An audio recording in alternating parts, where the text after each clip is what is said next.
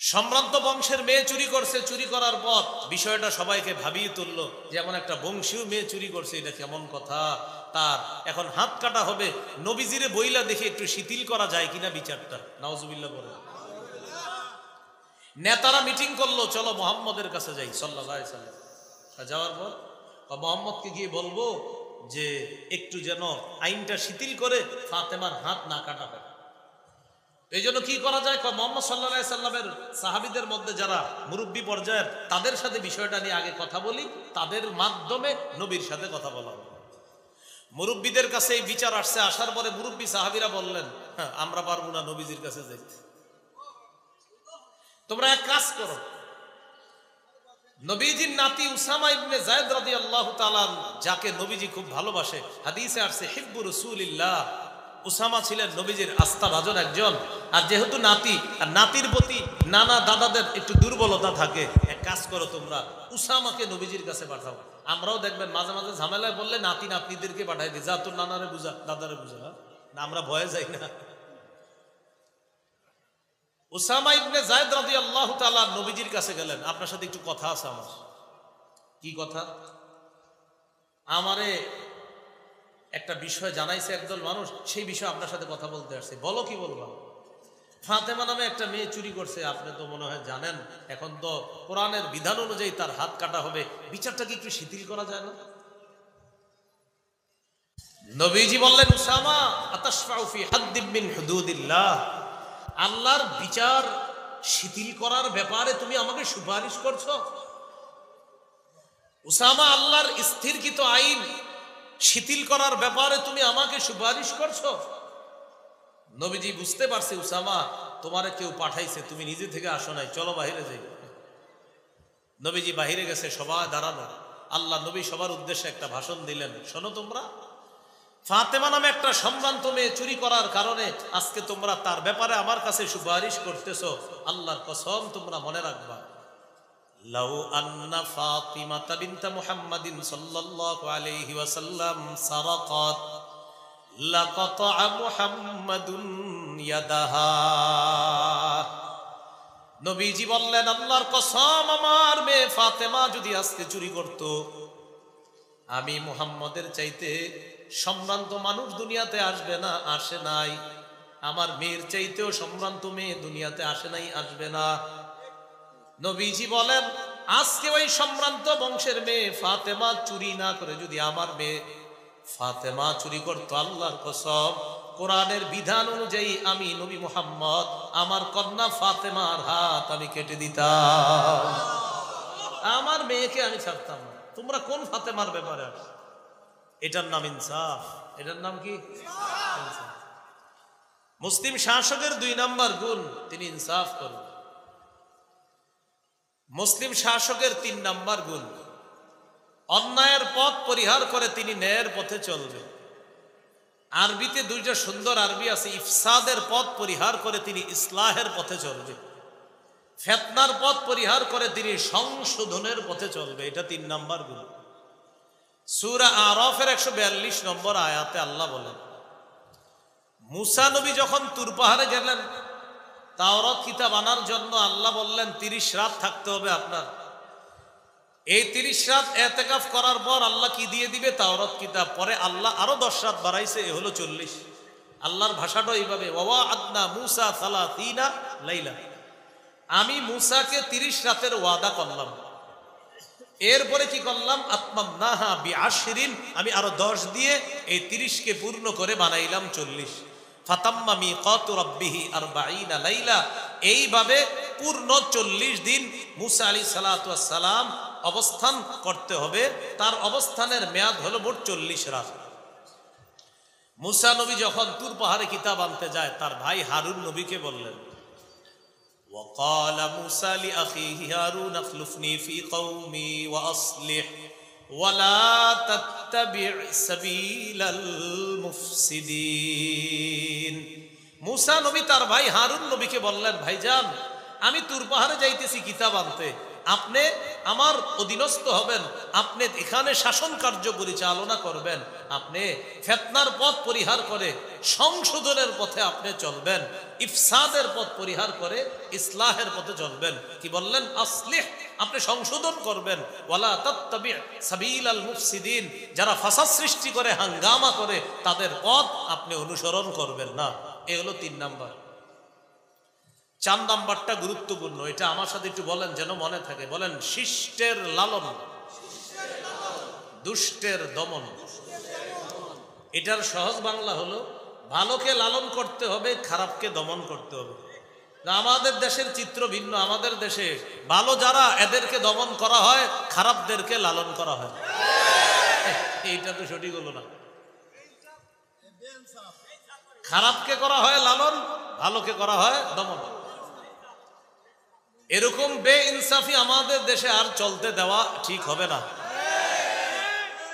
আলেমদেরকে বিনা অপরাধে বারবার কষ্ট দেওয়া, নির্যাতনের শিকার করা, এই জাতীয় একটা আইন হতে হবে যে যে কোনো বিষয়ে ওলামায়ে কেরামকে কেন নিশানা বানানো হয়, এটার একমাত্র উদ্দেশ্য ইসলামের বিরোধিতা করা।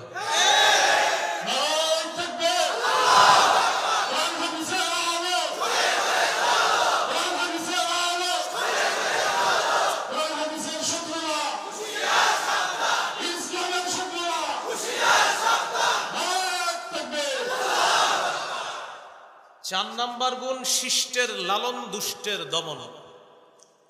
দলিল সূরা কাহফের 83 থেকে 92 নম্বর আয়াত। লম্বা আয়াতের অনুবাদ আপনাদেরকে করে দিচ্ছি। এখানে যুলকরনাইন বাদশার 2টি সফর সম্পর্কে আল্লাহ আলোচনা করছে। যারা আপনারা কোরআন পড়াশোনা করেন মনে রাখার জন্য বলছি, যুলকরনাইন বাদশার ঐতিহাসিক 3টা সফর আছে। একটা সফর হয়েছে পৃথিবীর একদম পশ্চিমে, আরেকটা পৃথিবীর একদম পূর্বে। আরেকটা সফর কোন দিকে হয়েছে এটা কোরআনে নাই। একটা সফর পৃথিবীর পূর্ব প্রান্তে, এটা কোরআনে আছে। আরেকটা সফর পশ্চিম প্রান্তে, এটাও কোরআনে আছে। আরেকটা সফর কোরআনে আছে, কিন্তু কোন দিকে, দিকটা কোরআনে নাই। মুফাসসিরিনে কেরাম গবেষণা করে বলছে আরেকটা সফর হয়েছে তার উত্তর দিকে। তাহলে উত্তর দিকের বর্ণনাটা এটা আল্লাহ সরাসরি বলেন নাই, এটা মুফাসসিরিনে কেরাম গবেষণা করে বলছে। উত্তর দিকে, রাশিয়ার দিকে হয়েছে তার 3 নাম্বার সফরটা। বাকি আমরা 4 নাম্বার, যেটা শিষ্টের লালন, দুষ্টের দমন, এই দলিল নিব আমরা সূরা কাহফের 83 থেকে 92 নম্বর আয়াত। মানে 2টা সফর থেকে আমরা দলিল নিব। একটা হলো পৃথিবীর পূর্ব পাশের সফর, আর একটা পশ্চিম পাশের সফর। যুলকরনাইন বাদশার ব্যাপারে একটা কথা মনে রাখবেন। আল্লাহ তাআলা পবিত্র কোরআনের 16 নম্বর পারা 1 নম্বর পৃষ্ঠার শেষ, 2 নম্বর পৃষ্ঠার শুরু, 16 নম্বর পারার প্রথম পৃষ্ঠার শেষে আছে, দেখবেন, ওয়াসআলুনাকা আন যিল করনাইন কুল সাআতলু আলাইকুম মিনহু যিকরা। বাস 1 নম্বর পৃষ্ঠা শেষ হয়ে গেছে। এরপরে 2 নম্বর পৃষ্ঠা, ইন্না মাক্কান্না লাহু ফিল আরদি ওয়া আতাইনাহু মিন কুল্লি শাইইন সাবাবা। যুলকরনাইন বাদশার যোগ্যতা হলো তিনি যেখানে যাইতেন তার যা যা প্রয়োজন হতো আল্লাহ তাআলা তাকে সেই প্রয়োজনীয় জিনিসটা ব্যবস্থা করে দিতেন। এটা তার একটা যোগ্যতা আল্লাহ দান করেছে। বাদশা যুলকরনাইন সফর করতে করতে পৃথিবীর একদম পশ্চিম প্রান্তে চলে গেলেন, যেখানে সূর্য অস্ত যায়। আল্লাহ তাআলা কোরআনে বলেন, হাত্তা ইদা বালাগা মাগরিবাশ শামসি ওয়াজাদাহা তাগরুবু ফি আইনিন হামিআ। যুলকরনাইন বাদশা পৃথিবীর একদম পশ্চিম পাশে গিয়ে দেখলেন একটা কাদাযুক্ত জলাশয়ের মধ্যে যেন সূর্যটা ডুবে যাচ্ছে। আবার বলছি অনুবাদটা, ওয়াজাদাহা তাগরুবু, সূর্যটাকে পাইলেন, তাগরুবু, সূর্যটা ডুবে যাচ্ছে, ফি আইনিন হামিআতিন, কাদাযুক্ত জলাশয়ের মধ্যে যেন সূর্যটা ডুবে যাচ্ছে। তো ওই সূর্যটা যখন ডুবে যাচ্ছে, যুলকরনাইন বাদশা দেখলেন সেখানে একটা জাতি আছে, যেখানে সূর্য ডুবে এর এই পাশে একটা জাতি আছে। এই জাতি আল্লাহর সাথে শিরিক করে, বলি নাউজুবিল্লাহ। আল্লাহ তাআলা যুলকরনাইন বাদশাকে ওই মানুষগুলার উপরে নগদ ক্ষমতা প্রতিষ্ঠিত করলেন। এক তো যুলকরনাইন বাদশার ক্ষমতা ছিল সারা পৃথিবীতে, তো একটা হলো যেখানে যাইতেন সেখানে আল্লাহ তার ক্ষমতা প্রতিষ্ঠিত করে দিতেন। এটাও কোরআনে আসবে। বাকি কোরআনে আল্লাহ ডাইরেক্ট বলে দিছি ইন্না মাক্কান্না লাহু ফিল আরদ, পুরো পৃথিবীতে আমি যুলকারনাইনের ক্ষমতা প্রতিষ্ঠিত করেছি পৃথিবীতে। তো সেখানে গেলেন, যাওয়ার পর যুলকারনাইন বললেন আমি তোমাদের শাসক, আল্লাহর পক্ষ থেকে মনোনীত। এবার আল্লাহ যুলকারনাইন বাদশাকে বললেন, বাদশা তাদের ব্যাপারে আপনার দুইটা অপশন আছে। কুলনা ইয়া যুলকারনাইন ইম্মা আন তুআযযিবা ওয়া ইম্মা আন তাত্তাখিযা ফীহিম হুসনা। বাদশা আপনি চাইলে তাদেরকে শাস্তি দিতে পারেন অথবা তাদের ব্যাপারে ভালো কিছু গ্রহণ করতে পারেন। যুলকারনাইন বাদশা জবাব দিয়ে দিলেন, قال أما من ظلم فسوف نعذبه ثم يرد إلى ربه فيعذبه عذابا نكرا وأما من آمن وعمل صالحا فله جزاء الحسنى। বাদশা যুলকারনাইন বললেন আমি দাওয়াত দিব, দাওয়াত দেওয়ার পর যারা আমার দাওয়াত গ্রহণ করবে তারা হবে ভালো, আমি তাদেরকে লালন করব। আর আমি দাওয়াত দেওয়ার পরে যারা আপনার শিরিক ছাড়বে না, যারা জুলুম করবে, যারা অন্যায় করবে, যারা নির্যাতন করবে, জুলুমের পথ যারা পরিহার করবে না, আমি তাদেরকে দমন করব। বাদশা জানায়া দিলেন ভালোদেরকে লালন করব, জালেমদেরকে দমন করব।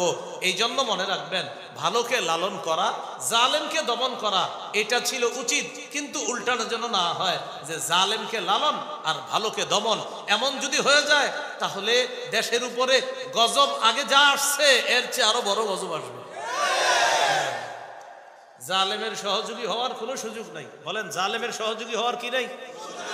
12 পারা 13 নম্বর পৃষ্ঠা সূরা হুদের 113 নম্বর আয়াতে আল্লাহ বলেন, ওয়ালা তারকানু ইলাল্লাযীনা যালামু ফাতামাসসাকুমুন নার। আল্লাহ বলেন তোমরা জালেমদের অনুরক্ত হও না, জালেমদের প্রতি ঝুঁকে পড়ো না। এই আয়াতের ছোট্ট একটা ব্যাখ্যা হলো জালেমের 2-4টা ভালো কাজ দেখে তাকে প্রশংসার বন্যায় ভাসিয়ে দিও না। কি ঠিক? হ্যাঁ বুঝছেন? আবার বুঝেন, বুঝে শুনে ঠিক বললেন। জালেমের হাজারো জুলুম ভুইলা গিয়া তার 2-4টা ভালো কাজ দেখা তাকে প্রশংসার বন্যায় ভাসিয়ে দিও না।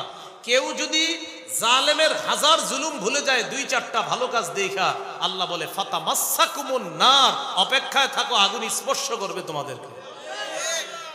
এই জন্য এই জায়গাটা ভালো করে মনে রাখেন, জালেমের 2-4টা ভালো কাজ দেখা প্রশংসার বন্যায় ভাসিয়ে দিবেন না। আমাদের অভ্যাস বড় খারাপ। এই মাইকে আমরা যারা বসি, পাশে যদি আইসা কেউ বসে মনে করেন আর এই জালেম আমরা যদি সবাই জানিও, এরপরে বলি তিনি এই তিনি সেই, তিনি বারবার আমাদের এলাকায় আসেন, খেটে খাওয়া মানুষের পাশে বারবার দাঁড়ায়। আসলে আজকে প্রথম আইসি। আচ্ছা আমি যে বললাম বারবার খেটে খাওয়া মানুষের পাশে দাঁড়ায়, বারবার হইলো বললেন আইলি তো আজকে প্রথম, তাহলে বারবার এটা মিথ্যা হলো না সত্য হলো? আর উনিও পাশে বসে মাথা নাড়ায়, তো মাথা নাড়ায়। আপনিও তো বলা উচিত ছিল যে হুজুর আপনি আমার নামে মিথ্যা কথা করেন, আমি তো আজকে প্রথম আইসি। এই অবস্থা 50টা প্রশংসা করে আর 40টা মিথ্যা কথা আর 2টা সত্য কথা, আর পাশে বসে উনি। এই জন্য তাকি উসমানী সাহেব এই আয়াতের ব্যাখ্যায় শেখুল ইসলাম আল্লামা তাকি উসমানী বলছে, আরে ভাই জালেমরে তুমি এত প্রশংসা করবা কেন? জালেম সামনে আসলে তোমার সাথে যদি সামান্য কথা হয় বাস এতটুকুই, কেমন আছেন, ভালো আছি, শেষ, আর বেশি কিছু বইলো না, বাস ওখান থেকে কাইটা পড়ো। শেখুল ইসলাম লেখছে এই কথা। আল্লাহ আমাদেরকে হেফাজত করেন। তাহলে জালেমের সাথে সর্বোচ্চ সৌজন্যতা বোধ রক্ষা করা যাবে। বাস কেমন আছে আপনারা জিগাইলে আলহামদুলিল্লাহ ভালো আছি, শেষ, এর চেয়ে বেশি কিছু বললেন না আপনি, এত প্রশংসা করার দরকার নেই। তাহলে কি শিখলাম? ভালোকে লালন করতে হবে, খারাপকে দমন করতে হবে। এটা মুসলিম শাসকের 4 নাম্বার গুণ। মুসলিম শাসকের 5 নাম্বার গুণ ও বলে দিচ্ছি। যুলকারনাইনের দ্বিতীয় সফর ছিল পৃথিবীর পূর্ব প্রান্তে, যেখানে সূর্য ওঠে। সেখানে গিয়েও তার এটাই ছিল যে যারা জালেম তাদেরকে তিনি লালন করবে, আর যারা ভালো, যারা জালেম তাদেরকে তিনি দমন করবে, আর যারা ভালো তাদেরকে তিনি লালন করবে, একই কথা। 5 নাম্বার মুসলিম শাসকের 5 নাম্বার গুণ জনগণের জন্য অকাতরে বিলিয়ে দেওয়া। কার জন্য অকাতরে বিলিয়ে দেওয়া? জনগণের জন্য অকাতরে বিলিয়ে দেওয়া। কথার কথা আপনাদের এলাকায় বিদ্যুৎ লাগবে, বিদ্যুৎ। এখন বিদ্যুতের লাইন চলে আসছে, খাম্বা বসে গেছে। এবার বলতেছে ঘরে ঘরে বিদ্যুৎ তখনই পৌঁছবে প্রত্যেক ঘরের মালিক 7,000 টাকা করে দিতে হবে। কেন 7,000 দিতে হবে? এটা কেন? আসলে এটা একটু সাইডে সুইডে লাগে। কোথায় লাগে? না বুঝেন নাই মনে হয়? সাইড সাইড মানে হলো ওই মানে আমি একটু পাতি নেতা এলাকার, আমি বলতেছি হ্যাঁ হ্যাঁ 7 করে যদি না দাও কারেন্ট কিন্তু তোমার ঘরে যাবে না। তো স্যার 7টা নিবে কে? যেই নে, এত কথা জিজ্ঞেস করার দরকার আছে? মানে আমি নিব। এই জনগণের জন্য অকাতরে বিলিয়ে দিতে হবে, এটা মুসলিম শাসকের 5 নাম্বার গুণ। আমার টাকায় আমার কাজ করবে না, আমি আবার ঘুষ দিব কেন? বুঝেন নাই? আমার টাকায় আমার কাজ করবে না, আমি ঘুষ দিব কেন? এটা হলো 5 নাম্বার। সূরা কাহাফের 93 থেকে 97 নম্বর আয়াত পর্যন্ত যুলকারনাইন বাদশার 3য় সফরের সম্পর্কে আল্লাহ বলেন। যুলকারনাইন বাদশা 3 নম্বর সফরটা কোন দিকে করছে এটা কোরআনে নাই, তবে মুফাসসিরিনে কেরাম বলছে কোন দিকে? উত্তর দিকে, রাশিয়ার আশেপাশে অঞ্চল। যুলকারনাইন বাদশা যাইতে যাইতে হাত্তা ইদা বালাগ বাইনা সাদ্দাইন, 2 পাহাড়ের মাঝখানে গিয়ে তিনি পৌঁছলেন। বিশাল 2 পাহাড়, মাঝখানে ফাঁকা। সেখানে যাওয়ার পর একটা জাতি পাইলেন, যেই জাতি যুলকারনাইন বাদশার ভাষা বুঝে না। আমি আগেই বলছি আল্লাহ তাআলা যুলকারনাইন বাদশাকে একটা আজীব যোগ্যতা দিছে, তার যা প্রয়োজন হতো আল্লাহ ব্যবস্থা করে দিতেন। তো যেহেতু তিনি তাদের ভাষা বুঝে না, আল্লাহ একজন দুভাষীর ব্যবস্থা করে দিছে। যুলকারনাইন তাদের সাথে দুভাষীর মাধ্যমে কথা বলতেন। তারা যুলকারনাইন বাদশাকে বলল, বাদশা এই পাহাড়ের ওই পাশে 2টা জালেম গোষ্ঠী আছে, আমাদের উপর জুলুম করে। ইন্না ইয়াজুজা ওয়া মাজুজা মুফসিদুনা ফিল আরদ, একটা জাতির নাম ইয়াজুজ আর একটার নাম মাজুজ। এই 2 জাতি পাহাড়ের ওই পাশে থাকে, তারা আমাদের উপর লুটতরাজ চালায়। রাতের বেলা আইসা আমাদের ঘর বাড়ির উপর লুটতরাজ চালায়, হামলা চালায়, আমাদের সম্পদগুলা ছিনতাই করে নিয়ে যায়। তো বাদশা, আপনি কি 2 পাহাড়ের মাঝখানে ফাঁকা জায়গাটা একটু বন্ধ করার ব্যবস্থা করবেন? যদি কিছু টাকা পয়সা লাগে আপনারা আমরা দিব।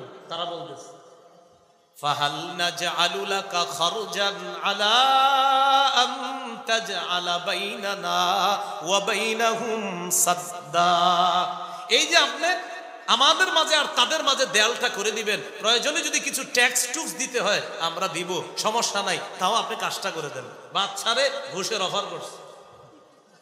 বাদশা কি জবাব দিলেন দেখেন, ক্বালা মা মাক্কান্নী ফীহি রাব্বী খায়র, আরে তোমরা আমারে কি বলো টাকা দিবা? আল্লাহ আমারে যা দিছে অনেক উত্তম। সুবহানাল্লাহ। আমাকে যে ক্ষমতা আল্লাহ দান করেছেন, এই ক্ষমতায় আমি মানুষের জন্য দিব, এই ক্ষমতা আল্লাহ আমারে দিছে, আমি যেন জনগণের জন্য অকাতরে বিলিয়ে দেই। তোমরা আমার জনগণ, তোমাদের উপর আল্লাহ আমাকে ক্ষমতায় অধিষ্ঠিত করেছেন তোমাদেরকে নেওয়ার জন্য না, আল্লাহ আমাকে ক্ষমতা দিয়েছে তোমাদেরকে দেওয়ার জন্য। দেখছেন কারে কয় শাসক? একটু চিন্তা করেন তো, ওই শাসক আর এই শাসক। তবে তোমরা একটু কাজ করো, ফাআইনুনি বিকুওয়া, আমার একটু সহযোগিতা করতে পারবা শক্তি দিয়া? কি লাগবে বাদশা বলেন?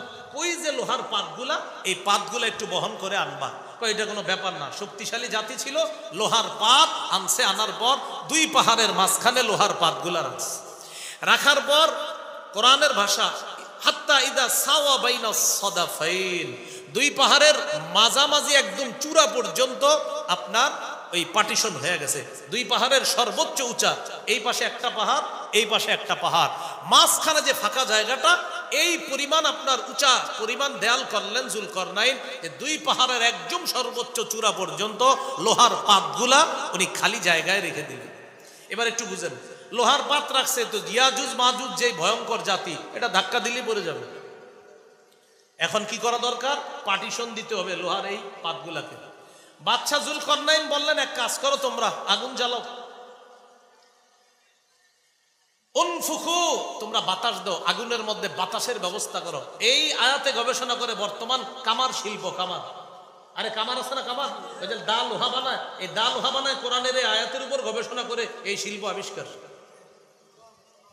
ফুকু, আগুনের মধ্যে বাতাসের ব্যবস্থা করো। বাতাস দেওয়া হলো, আগুন দাউ দাউ করে জ্বলতেছে। সেখানে উনি সীসা গলাইলেন, কোনো বর্ণনায় তামা অথবা অন্য কোনো মেডিসিন গলাইলেন। গলিয়ে ওই গলিত জিনিসটা লোহার পাতের উপরে ছেড়ে দিলেন, লোহার মজবুত একটা দেয়াল তৈরি করে দিলেন। বাদশা যুলকারনাইন বললেন, ইনশাল্লাহ আর সমস্যা হবে না, তোমরা এখন নিরাপত্তা লাভ করেছো, ওরা তোমাদের উপর জুলুম করবে না। আর এই যে দেয়াল করে দিলাম, তোমরা আমারে সহযোগিতা করেছো, তোমরা কাজ করেছো, শুকরিয়া তোমাদের। বাকি আল্লাহ ক্ষমতা দেওয়ার কারণে সম্পূর্ণ বিনা খরচে তোমাদেরকে দেয়াল আমি করে দিলাম, কিছু লাগবে না। কি শিখলাম? জনগণের জন্য অকাতরে বিলিয়ে দেওয়া।